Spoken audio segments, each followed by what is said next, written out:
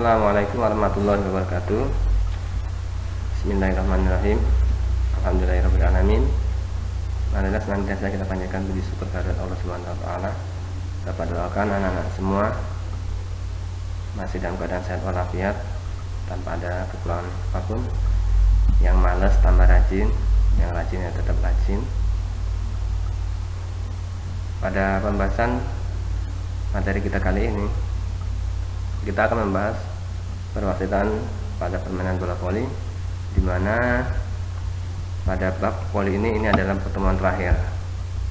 Bapak harapkan pada anak-anak semuanya untuk tetap mengikuti pembelajaran video ini sampai akhir, karena nanti di akhir video itu ada tugas secara mandiri, juga soal-soal UTS. Perwasitan bola voli. Yang pertama kita akan membahas tentang pedoman umum perwasitan bola voli. Ada beberapa macam. Yang pertama yaitu memimpin suatu pertandingan agar dapat berjalan lancar tanpa mengalami gangguan apapun. Kemudian pedoman yang kedua yaitu dapat menafsirkan peraturan dengan tepat dan selalu konsisten dalam mengambil keputusan. Jadi tidak boleh pelin-pelan dalam mewasiti suatu pertandingan. Yang ketiga, harus berpedoman secara adil atau objektif, tidak boleh memihak satu tim ya, sesuai dengan peraturan yang sudah disahkan oleh PBVSI.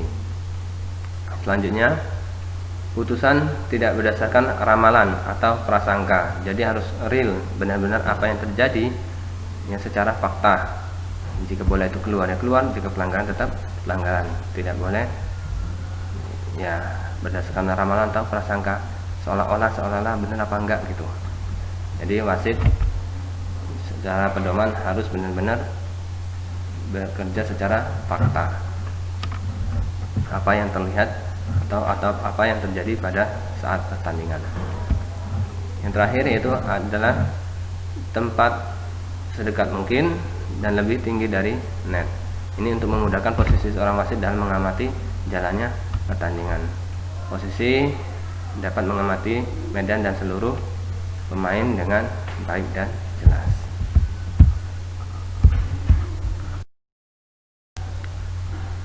Selanjutnya yaitu tentang syarat menjadi seorang wasit dalam permainan bola voli. Ini dia kriteria atau syarat supaya dapat dikatakan seseorang itu bisa memimpin suatu pertandingan. Yang pertama, berbadan sehat dan mempunyai fisik secara normal. Yang kedua, mempunyai bakat menjadi seorang wasit. Kemudian gemar juga dalam bermain bola voli. Dan pendidikan itu serendah-rendahnya lulusan SLTP atau SMP. Jika di permainan bola sepak bola itu minimal adalah SMA. Kalau untuk bola voli ini serendah-rendahnya adalah SMP sudah bisa untuk menjadi wasit. Kemudian umur tidak kurang dari 20 dan tidak lebih dari 40. Berdedikasi tinggi terhadap permainan bola voli. Kemudian terkumpul dalam anggota suatu perkumpulan bola voli. Dan yang tak kalah pentingnya ini berstatus sebagai amatir.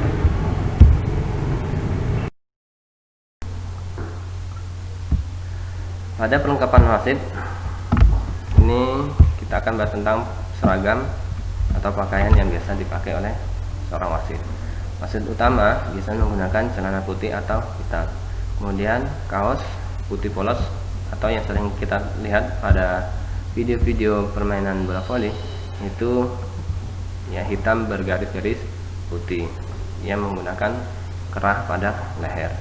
Sedangkan sepatunya sendiri itu terbuat dari karet putih. Kemudian badge wasit sesuai dengan klasifikasi ini adalah kategori badge itu ya. Yang pertama yaitu kuning untuk cabang yang dikeluarkan oleh cabang, kemudian putih untuk Pemda dikeluarkan oleh Pemda, dan hijau untuk nasional dikeluarkan oleh PBVSI pusat, dan serta biru itu itu dikeluarkan untuk wasit internasional. Jadi ini klasifikasi atau lisensi seorang wasit, juga dengan perlengkapan. Sedangkan untuk komposisi wasitnya sendiri ini dibagi menjadi 4. Yang pertama, seorang wasit pertama atau wasit utama, biasa disebut referee. Dilanjutkan dengan seorang wasit kedua atau umpire. Ini yang bertugas sebagai wasit cadangan, berada di samping lapangan. Kemudian seorang pencatat atau scorer, dan yang terakhir yaitu 4 atau 2 orang hakim garis yang disebut dengan linesman. Kita beralih kepada tugas, kewajiban, dan wewenang seorang wasit. Kita bahas pada tugas wasitnya. Tugas wasit ada 4, ini secara umum. Yang pertama yaitu memimpin pertandingan agar berjalan secara lancar, kemudian meningkatkan keterampilan, kemampuan, dan pengetahuannya tentang perwasitan bola voli. Yang ketiga, menyebarluaskan peraturan atau memasyarakatkan peraturan pertandingan pada masyarakat. Dan yang keempat, selalu meningkatkan mutu perwasitan di masyarakat, khususnya Indonesia pada umumnya. Ini kewajibannya, kewajiban wasit dan wewenang wasit. Yang pertama, wasit wajib memimpin pertandingan bola voli baik di tingkat cabang, daerah, nasional maupun tingkat internasional. Dan yang kedua, tidak berhak memimpin pertandingan di atas sertifikat yang dimilikinya. Artinya ya, tanpa ada lisensi seseorang itu tidak bisa memimpin pertandingan ya. Sekarang pada prosedur mewasiti, ini cukup banyak dalam hal prosedur mewasiti. Di antaranya itu wasit 1 dan wasit 2 yang diperbolehkan meniup peluit selama pertandingan. Jadi hanya wasit 1 dan wasit 2 saja yang diperbolehkan. Selain itu hanya cukup untuk mengamati jalannya pertandingan serta memberikan isyarat saja. Kemudian wasit 1 memberikan tanda memulainya suatu pertandingan dimulai dengan servis. Tanda bola mati bertujuan kemudian masih lanjutannya. Tanda bola mati bertujuan untuk menunjukkan menyetujui atau menolaknya suatu permohonan ya regu yang mengajukannya. Kemudian tugas yang prosedur yang keempat yaitu wasit 1 memberikan peringatan atau menjatuhkan hukuman terhadap suatu tim ataupun secara individu dari masing-masing pemain. Dan yang terakhir itu begitu wasit meniup peluit sudah harus dapat menunjukkan apa saja itu yang ditunjukkan. Yang pertama ini ada sifat kesalahan dan isyarat tangan yang resmi. Kemudian pemain yang bersalah. Yang ketiga, giliran servis sekaligus menunjuk regu yang mendapatkan poin, itu harus menggunakan isyarat semua. Kemudian isyarat dilakukan hanya seketika. Isyarat dilakukan dengan tangan untuk menunjukkan satu kesalahan. Yang melakukan kesalahan ditunjuk, menunjukkan giliran servis sekaligus memberikan tanda poin dari kesalahan yang dibuat oleh satu regu. Kekuasaan wasit pertama atau wasit utama. Kekuasaannya diantaranya yaitu memimpin pertandingan dari awal hingga akhir suatu pertandingan. Mempunyai kekuasaan penuh termasuk upaya yang tidak tercantum dalam peraturan. Jadi ini kekuasaannya mutlak, tidak bisa diganggu gugat walaupun tidak tercantum dalam peraturan. Kemudian kekuasaannya mutlak. Nah, ini hampir sama dengan tadi, yang hanya dapat digantikan seorang petugas lainnya bila dianggap tidak melaksanakan tugasnya dengan baik, mungkin galau ya, atau lagi ada masalah keluarga, bisa saja sehingga tidak mampu memimpin secara baik. Kemudian yang keempat yaitu menentukan lapangan baik atau buruknya sebelum pertandingan itu dimulai. Yang kelima, ini wasit 1 dan 2 saling berkoordinasi, harus mengawasi bola apakah bola tersebut telah memenuhi persyaratan sewaktu permainan berlangsung. Tanggung jawabnya yang pertama yaitu sebelum pertandingan. Ini ada 3, yaitu memeriksa sarana prasarana pertandingan, kemudian melakukan tos untuk pengundian antar tim, kemudian mengawali pemanasan. Kemudian yang ini saat atau selama pertandingan berlangsung, yaitu mempunyai wewenang menentukan kesalahan pukulan servis, posisi regu, blocking, sentuhan pada net, menyentuh bola ya di atas net beserta pita horizontalnya ataupun simultan, yaitu bersamaan. Yang kedua, jangan membiarkan suatu perdebatan atas pengajuan kapten. Jadi wasit dituntut untuk tegas pada posisi seperti ini ya.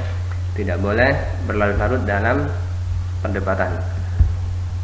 Yang ketiga, jika kapten tidak sepaham dalam penafsirannya, itu harus dicatat di lembar skor set. Wasit 1 harus memberi pencatatan protes di akhir pertandingan. Dan sesudah pertandingan, ini wasit utama bertugas menandatangani skor set tadi jika memang ada kesalahpahaman atau penafsiran, dan langsung menuju ke ruang wasit. Tugas wasit 2. Wasit kedua pertama yaitu bertugas mengawasi posisi pemain selama set itu berlangsung ya, pemindahan tempat, waktu set penentu, kemudian mengawasi tindak tanduk anggota masing-masing regu yang duduk di bangku cadangan. Kalau ada sesuatu harus dilaporkan ke wasit 1. Yang kedua selanjutnya yaitu mencegah pemain cadangan melakukan pemanasan di area pertandingan. Yang keempat, mengawasi jumlah time out dan pergantian pemain, ini diatur oleh wasit kedua. Yang selanjutnya menolak penghentian yang tidak layak serta mengabulkan permohonan yang sah serta mengawasi waktunya. Jadi apabila ada suatu tim yang mengajukan atau entah mungkin karena terjadi kesalahpahaman minta untuk dihentikan, maka wasit 2 ini berhak untuk menolak. Juga berkenaan dengan time out. Time out, kalau seandainya suatu pelatih atau pemain tidak mengetahui sudah berapa kali melakukan time out dan dianggap itu sudah melebihi, maka wasit 2 maksudnya juga berhak untuk menolak. Dilanjutkan dengan tugas yang selanjutnya yaitu menunjukkan kesalahan lain tanpa meniup fluid, tapi tidak boleh menekan wasit 1 ya. Jadi boleh menunjukkan kesalahan tim-tim yang bertanding, tetapi tanpa harus membunyikan fluid karena dapat mengganggu terjadinya pertandingan yang saat berlangsung. Tetapi juga tidak boleh menekan wasit 1 karena kekuasaan mutlak berada pada wasit 1. Yang terakhir, menentukan diperlukan atau tidaknya pengeringan permukaan lapangan ya. Jadi kalau pertandingan itu dilakukan secara indoor ya, di stadion atau di tempat yang tertutup, itu biasanya sering terjadi ya lantainya basah karena pengaruh keringat pemain yang cukup banyak. Jadi itu diatur oleh wasit 2 apakah harus dikeringkan atau tidak. Oke anak-anak, itu tadi materi kita pada pertemuan terakhir permainan bola voli. Di sini Bapak berikan tugas secara mandiri, juga ujian tengah semester atau UTS. Silahkan kalian kerjakan di kumpul Kamis yang akan datang secara mandiri-mandiri dan tidak boleh berkerumun. Tetap lakukan protokol kesehatan yaitu gunakan masker, jaga jarak dan selalu cuci tangan. Tugasnya ini yang tugas mandiri terlebih dahulu, yaitu tuliskan peraturan bola voli. Jadi sumber boleh kalian cari dari internet atau dari buku-buku lain. Ini sangat banyak sekali jika mau dituliskan. Kemudian soal UTS-nya, yaitu ini secara mandiri juga. Jika dalam suatu babak keempat pertandingan yang dilakukan secara outdoor ada di lapangan terbuka dengan kedudukan 2 sama. Jadi babak keempat kedudukannya 2 sama. Ini tiba-tiba terjadi hujan deras. Terjadi hujan deras. Maka sesuai peraturan yang berlaku, apakah tindakan wasit dalam hal tersebut? Ini jawabannya biasanya ketemu pada peraturan bola voli jika kalian memang ya mencatatnya secara lengkap. Nah, itu saja pada pembahasan kita kali ini. Bapak harapkan anak-anak semua tetap semangat, tetap sehat dimanapun berada, dan ingat, jangan sampai lupa untuk mengerjakan tugas mandiri dan UTS-nya. Terima kasih. Mari kita tutup pembelajaran pada kesempatan kali ini dengan bersama-sama melafazkan hamdalah, alhamdulillahirabbil alamin. See you next time. Bapak akhiri. Assalamualaikum warahmatullahi wabarakatuh.